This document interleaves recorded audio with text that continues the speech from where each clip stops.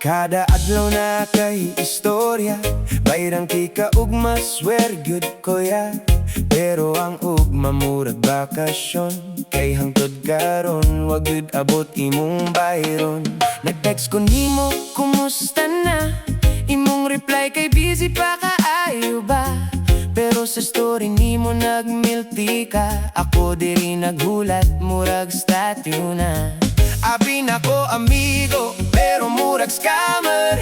Akong kwarta na wala, murag nag-vanish sa summer.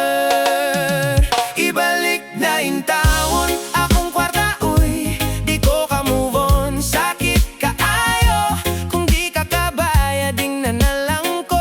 Kay basin mahimo na lang ni donation bro. Ibalik na in town, ayaw na pagtago, ayaw ko isinzon, murag multo.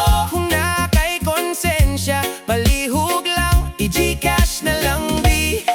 Ayaw na dugaya pa.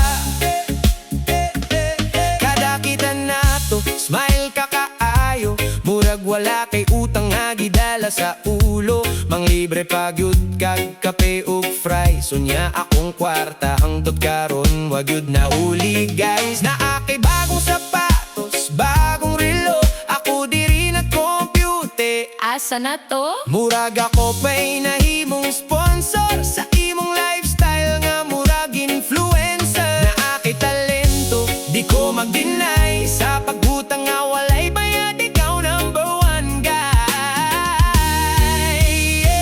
Ibalik na in town, akong kwarta, uy, di ko ka move on. Sakit kaayo, kung di ka kabaya, ding na nalang ko. Kay basin mahimo na lang ni donation bro. Ibalik na in town, ayaw na pagtago, ayaw ko isinzon, murag multo. Kung na kay konsensya, palihog lang, i-Gcash na lang di. Ayaw